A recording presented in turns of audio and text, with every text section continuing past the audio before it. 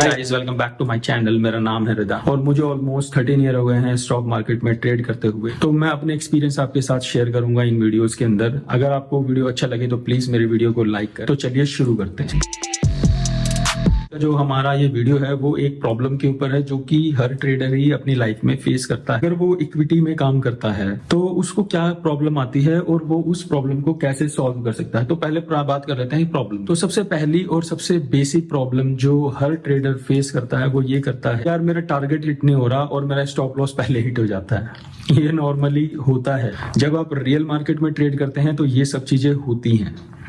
अब मान लेते हैं कि एक थंब रूल है जो आपको पता ही होगा कि 1:3, यानी कि आपका जो लॉस होगा वो पर ट्रेड 1% हो और आपका जो प्रॉफिट हो वो 3% हो। तो उससे क्या होगा, अगर आप मल्टीपल ट्रेड करेंगे, ज्यादा ट्रेड करेंगे और आप अगर लूज भी करते हैं तब भी आपका जो एंड रिजल्ट होगा वो पॉजिटिव ही होगा, क्योंकि आपका जो परसेंटेज का जो रिजल्ट है वो हाई है। बट क्या आपको लगता है ऐसा होता होगा? यार रियल मार्केट में ये सब पॉसिबल है? आप खुद सोच के देखो, क्योंकि रियल मार्केट में हर चीजें टाइम टू टाइम बदलती जा रही हैं। Stock and resistance time to time change होते जा रहे हैं with the volume, with the psychology of the people. ये सब चीजें टाइम टू टाइम चेंज होती जा रही है लाइव मार्केट में। तो ये कहाँ से पॉसिबल है कि आपने जो पास्ट में जो हिस्टोरिकल डेटा, जो आपने टेक्निकल एनालिसिस का देख के आपने जो डिसीजन लिया है वो फ्यूचर में काम करेगा या नहीं करेगा? तो मोस्ट प्रोबेबिलिटी है कि ये काम नहीं करने वाला है। तो अब क्या करें, इसका क्या सोल्यूशन है? सबसे पहले तो गाइज, अगर इसमें एक चीज ये हो सकती है कि आप ऑप्शन में काम करें। ऑप्शन में काम क्यों करें आपको मैं वो भी बताता हूँ। मान लेते हैं कि एक 500 का शेयर है, आपने उसको बाय कर और 1:3 का उसमें थंब रूल भी अप्लाई कर दिया। 5 रुपए नीचे जाएगा, उससे नीचे जाएगा तो मैं उसको काट दूंगा और 15 रुपीज का आपने एक टारगेट सेट कर, ठीक है। अब क्या होता है इसके अंदर कि शेयर का प्राइस ऊपर जाता है और 512 तक जाता है और वहां से वापस हो जाता है, और वापस होने के बाद वो आपका स्टॉप लॉस भी ट्रिगर कर जाता है। तो आप समझ सकते हैं कि किस तरह की फीलिंग होती होगी, और जो वो साइकोलॉजिकल प्रेशर बिल्ट अप होता है उस टाइम, वो मैं आपको बता नहीं सकता। वो बड़ा ही डीमोटिवेटिंग होता है। और वहीं पर दूसरी तरफ जब आप सिर्फ आपने पूरी एनालिसिस कर ली और आपने एक ऑर्डर पंच किया और सीधा ही आपका स्टॉप लॉस ट्रिगर हो जाए, तो वो भी आपके लिए काफी, समझ गए होंगे आप। तो अगर आप एक ऑप्शन में काम करें, मान लेते हैं कि कॉल ऑप्शन ले लेते हैं, तो इसके अंदर क्या होगा? अब पहले हम उसी की बात करते हैं कि उसके अंदर क्या क्या प्रॉब्लम थी। इक्विटी के अंदर क्या प्रॉब्लम थी कि एक तो आप ना दो साइड सोच रहे थे कि मेरा टारगेट कैसे हिट होगा और मेरा स्टॉप लॉस, यार मेरे टारगेट की तरफ जा रहा है, तो वो एक थिंकिंग, ओवर थिंकिंग कि कब मेरा टारगेट हिट होगा, ठीक है। एक थिंकिंग वो थी। दूसरी थिंकिंग थी, अरे यार मेरा स्टॉप लॉस की तरफ जा रहा है, ओ बस हिट होने वाला है यार मेरा स्टॉप लॉस, प्लीज मेरा स्टॉप लॉस हिट ना हो। एक वो प्रेशर। तो ये दो प्रेशर थे आपके पास। अगर आप एक कॉल ऑप्शन लेते हैं तो आपका एक प्रेशर चला जाएगा नीचे गिरने वाला, क्योंकि आपको मैक्सिमम लॉस आपका पता है क्या है। अब नीचे की तरफ ध्यान बंदा इसलिए देता है क्योंकि इसमें टाइम भी इन्वॉल्व होता है, क्योंकि अगर आप इंट्राडे कर रहे हो तो आपको सेम डे ही पोजीशन को स्क्वायर ऑफ भी करना होगा। वो आप ऑप्शन आपको वो लिबर्टी देता है कि आप उसको पूरे मंथ के लिए रख सकते हो, ठीक है। तो एक तो पॉइंट ये हो गया कि आप ना ऊपर की तरफ एक वन साइड सोच रहे, मतलब दो साइड सोच रहे थे, अब आप एक ही साइड सोच रहे हो कि ऊपर की तरफ अपने प्रॉफिट के लिए, लॉस के लिए नहीं सोच रहे हो। वहां पर क्या है, लॉस के लिए ध्यान देना बहुत जरूरी है। क्यों?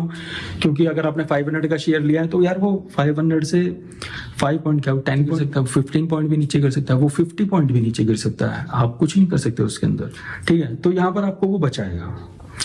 सेकेंड पॉइंट होता है, तो यहाँ पर क्या हुआ कि अगर आप इक्विटी में ट्रेड कर रहे थे तो आप यहाँ पे बच गए, तो ये एक पॉइंट हो गया कि आपने डबल थिंकिंग छोड़ दी, अब आप सिंगल थिंकिंग सोच रहे हैं। तो यहाँ पर क्या होगा, आप ओवर थिंकिंग 50% कम हो गई, तो आपके माइंड को काफी रिलैक्स मिलेगा। सेकंड पॉइंट होता है कि यार मार्केट क्लोज होने वाली है, मुझे अपनी पोजीशन को कट करना पड़ेगा। अगर आप इंट्राडे करते हैं या फिर आप इक्विटी में ट्रेड करते हैं तो आपको इतनी लिवरेज नहीं मिल पाती है, तो इसका भी, तो उसमें क्या होगा, आप ज्यादा शेयर्स लेते हैं, 1/4 टाइम ले लेते हैं जो ब्रोकर प्रोवाइड करते हैं, तो वहां पर भी आप एक तरीके से फंस ही जाते हैं, क्योंकि आपके पास एक टाइम की बाउंडेशन आ जाती है कि भाई मेरे को शाम तक, और यार ऑब्वियस है कि ये कोई कहीं पर लिखा नहीं है कि आज ही आपका टारगेट हिट होना है। उसको आपके एनालिसिस को वर्क करने में मे बी 1 और 2 डे या 3 डे या 1 वीक भी लग सकता है। तो मुझे तो ऐसा लगता है कि ये भी तरीका एकदम सही नहीं है कि आप एक ही दिन के लिए ट्रेड करें, एटलीस्ट आप 1 वीक के लिए ट्रेड करें तो वो ज्यादा बेटर रहेगा। इतना तो कम से कम लिवरेज होना ही चाहिए। तो टाइम बहुत ही ज्यादा इंपॉर्टेंस रखता है ट्रेडिंग के अंदर। जरूरी नहीं है कि बस मैंने अभी लगाया और आज ही मेरा टारगेट हिट हो गया, मे बी वो कल हिट हो जाए, मे बी वो परसों हिट हो जाए। तो अपनी ट्रेडिंग को इतना टाइम भी देना चाहिए, अपनी एनालिसिस को इतना टाइम भी तो दो।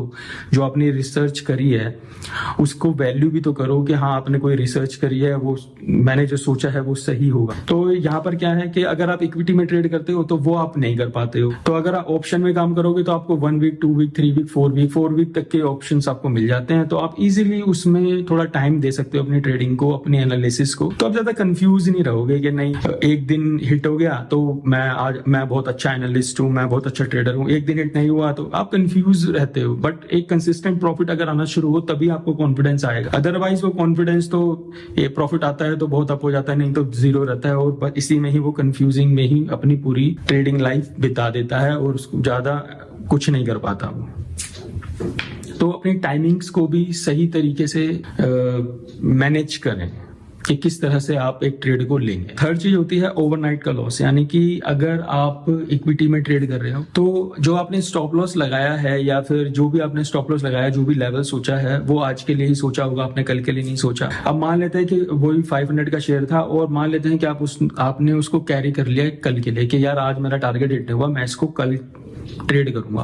अब कल क्या होगा, मान लेते हैं कोई बैड न्यूज आ जाती है उस शेयर में और कल ऐसा लगता है कि ये शेयर 10% डाउन ओपन होने वाला है, तो आप उसमें कुछ नहीं कर पाएंगे। क्यों? क्योंकि जो स्टॉप लॉस होता है वो तो लाइव मार्केट में काम करता है, तो मार्केट खत्म होने के बाद वो वर्क नहीं करता। तो जैसे ही कल मार्केट ओपन होगी वो शेयर ही 10% डाउन खुलेगा, तो आप उसमें कुछ नहीं कर पाएंगे, आपको उसमें लॉस बुक करना ही पड़ेगा। तो इसका भी सोल्यूशन यही है कि अगर आप एक कॉल ऑप्शन ले लेते हैं तो मार्केट चाहे 10% डाउन खुले, चाहे 50% डाउन खुले, चाहे 70% डाउन खुले वो शेयर, आपको तो मैक्सिमम लॉस उतना ही लगना है जितने का आपने वो ऑप्शन का प्रीमियम बाय किया हुआ है। तो यहाँ पर भी आप उस ट्रेडिंग प्रॉब्लम को सॉल्व कर सकते हैं। और मैं आपको अब अपना पर्सनल एक्सपीरियंस बताता हूँ, जो मुझे भी ऐसा लगता है कि जो इक्विटी में ट्रेड करते हैं ना, वो इक्विटी ट्रेडिंग के लिए बनी नहीं है। इक्विटी सिर्फ और सिर्फ लॉन्ग टर्म इन्वेस्टमेंट के लिए बनी हुई है, क्योंकि आप खुद ही देख रहे होंगे कि लॉन्ग टर्म में हर इक्विटी, हर शेयर का प्राइस बढ़ रहा है।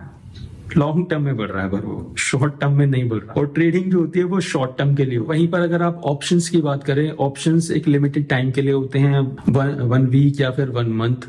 तो आप खुद ही अंदाजा लगा सकते हैं कि क्या चीज किस चीज के लिए बनी हुई है। तो मैं तो आपको यही बोलूंगा कि अगर आप ट्रेडिंग करते हैं तो आप ऑप्शन में ट्रेड करें, ना कि आप इक्विटी में ट्रेड करें। बाकी ये मेरी पर्सनल एडवाइस है, ये कोई ट्रेडिंग एडवाइस नहीं है किसी को भी। ये मेरा पर्सनल एक्सपीरियंस है जो मैं आपके साथ शेयर कर रहा हूँ। ये कोई भी ट्रेडिंग एडवाइस नहीं है। जो भी मैंने इस वीडियो में बोला है वो मेरा पर्सनल थॉट है मार्केट को लेकर। ये कोई भी ट्रेडिंग एडवाइस नहीं है कहीं से भी। तो अगर ये वीडियो आपको अच्छा लगा होगा तो प्लीज इस वीडियो को लाइक करें और मेरे चैनल को भी सब्सक्राइब करें। मिलते हैं आपसे नेक्स्ट वीडियो में। और हाँ गाइज, ये अभी मैंने वीडियो बनानी शुरू करी है तो मे बी क्वालिटी इतनी अच्छी ना हो या फिर साउंड इतना अच्छा ना हो, तो प्लीज कॉम्प्रोमाइज करें एंड सपोर्ट करें। Thank you so much.